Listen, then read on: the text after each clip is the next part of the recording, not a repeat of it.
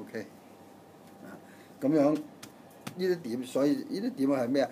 有一啲佢以為係畫似嘅人咧，問佢嗰啲老師啦，嗰個老師就諗唔通點解咧？佢就話嗰啲係啲牙嚟嘅，其實唔係，其實一條線一啲點破佢啫，係音符嚟嘅，係筆墨嚟嘅咁樣啊。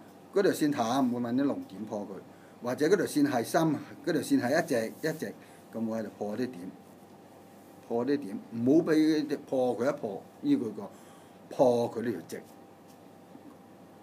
係一種結構嚟嘅，係一種結構嚟嘅，破佢啊咁樣太多點啦，咁揾條線嚟，好多頭先好多樹葉嘛，我點咗好多點啊，就揾條線嚟連佢啦。呢啲揾點嚟破一條直線，揾曲曲折折嘅線嚟連一啲咁樣。咁你唔用個連字啊，加咗一啲線嘅元素，加咗一啲點嘅元素，咁都得，咁都講通㗎啦，即係咁樣啊。線嘅元素同埋點嘅元素聯合埋一起就好睇啲啦，就係咁啫。咁樣仲有大點、細點、濃點、淡點，咁就更加好睇啦，元素就更加多啦。咁樣呢啲淡嘅闊線，咁啊加翻一啲破翻一啲深色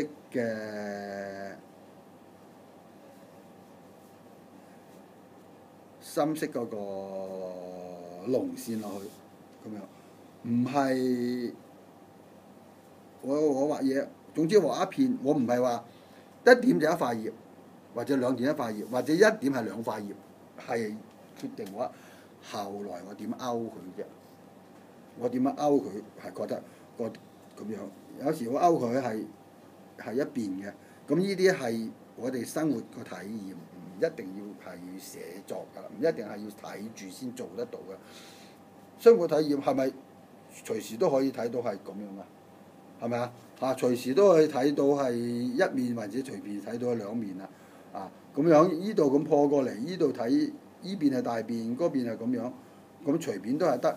一條線兩條線都係得，唔係話一塊葉可以有咁多條柄啊！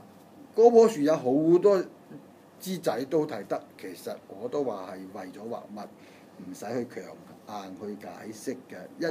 因為我哋畫嗰啲嘢咧，一定唔係想畫實際棵樹，咁樣有咩唔好睇啊？咁樣一抽線條咁樣擸住佢，有咩唔睇啊？咁你慣咗，你就會有好多個機器好多個零件去做一啲嘢，咁樣全部都係點啦。咁譬如我要畫啲果仔啊，點樣咧？嗰啲全部係點啦，全部係點，我都係可以用點嚟點翻啲果仔喎。咁如果我用線嚟畫果仔咧，咁一樣得。咁我哋用線嚟畫果仔就咁樣啦嘛，咁啊一時用點，一時用線咯，係咪？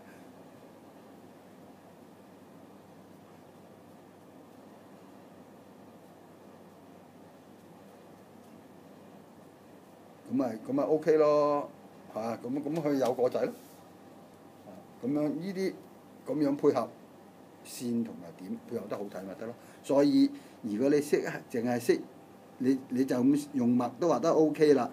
你加上色咧就如虎添翼啦。不過咧切記唔好畫得太俗啦，即係咁樣咯。咁樣畫咗呢啲畫咗呢啲有呢啲點，呢度係加啲太多圓線嚟加啲直線咁樣啫嘛。咁就畫就出嚟啦。咁中唔中意就係你嘅事。畫就係咁樣配合，又呢啲線又線又同呢啲線唔同。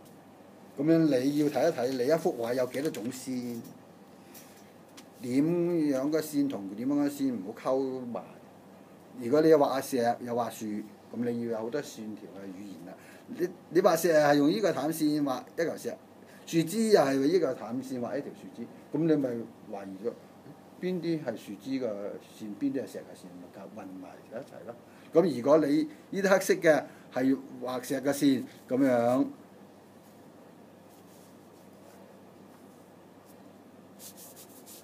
咁樣畫咗佢，咁嗰啲淡色嘅樹枝嘅線，咁樣個大石就喺嗰度，咁你自己盡量去做呢啲嘢，做唔到你冇本事，應該要做得到。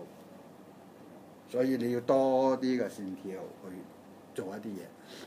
線條係語言，你要依個石用呢種線條，樹枝就唔會用嗰種線條。咁你如果你話唔識用正線條嚟分，咁你用顏色咯。你唔識用濃淡嘅物嚟分，你用顏色咯。綠色嘅線就係樹枝，啡色嘅線又可以當樹枝，咁黑色嘅線就當石頭。咁你話一樣樣畫開佢咯。咁其實我哋係用濃淡乾濕墨，佢話墨有5彩，其實都唔止。你用濃淡乾濕、粗線、幼線、剛硬嘅線、柔弱嘅線嚟表現一啲嘢。草可以用柔弱嘅線，咁樣石頭可以用剛勁嘅線，樹枝可以用剛勁嘅線。咁你自己有幾多種線條嘅語言，你自己去修練啦。咁樣。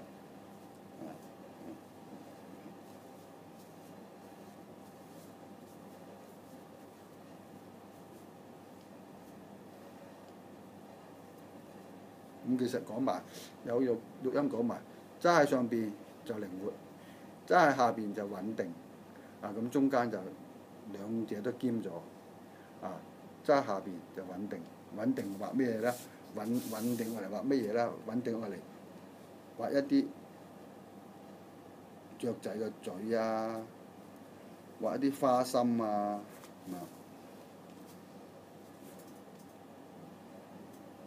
雀仔嘅頭啊，雀仔嘅嘴啊，咁樣。穩定嘅時候，可能畫一啲雀仔啲腳啊。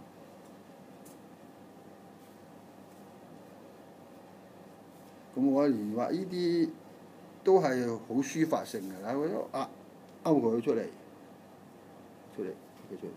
點當佢爪前邊嗰啲地方。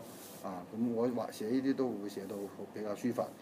咁樣畫翻，咁你練我頭先講個線條，由左到右。咁我話練住個頭嗰時，咁又係另依頭另嗰頭啦，係咪？起碼畫到另依頭另嗰頭先。咁你係左畫右畫，其實開一條線之後呢，你係畫依頭做頭，依頭做頭都得嘅。咁你問題你點樣開個嘴？開依頭做頭，開依頭做頭，依度畫一畫，依度畫一畫。咁依個眼呢，咁樣可以兩頭都係頭嘅。咁樣你依頭做頭，咁搽咗個頭啫嘛，搽黑佢咯，咁變咗依頭咯。要個頭嗰時候搽依頭咯，就咁啫嘛。所以我教嘢就係好靈活嘅，所以話跟到我學畫嘅人呢，佢都比較大膽嘅，因為你未曾去規矩嗰時，我就馬上話俾你聽，規矩係點樣，大膽係點樣，開放係點樣，收斂係點樣，係咪？就係咁樣啦。所以呢，你兩個都知道咗之後呢，有兩個對比之後都係，你中間你切入邊度都得咯。度度都啱嘅，你切入邊度都係啱咗嘅。我最怕我寫咗一次好認真嘅俾你，我唔話俾佢哋聽個頭呢，你就一味學我啲猛咁認真嗰度，你就唔知道個度都切得入。咁我兩頭都俾你一個寬度啦，咁你切入邊度都係。我俾拉長咗呢個尺寸俾你，你就寫入邊度都係話。依兩個中地嘅擺咗喺度，依兩個中地擺咗喺度。認真嘅係呢頭。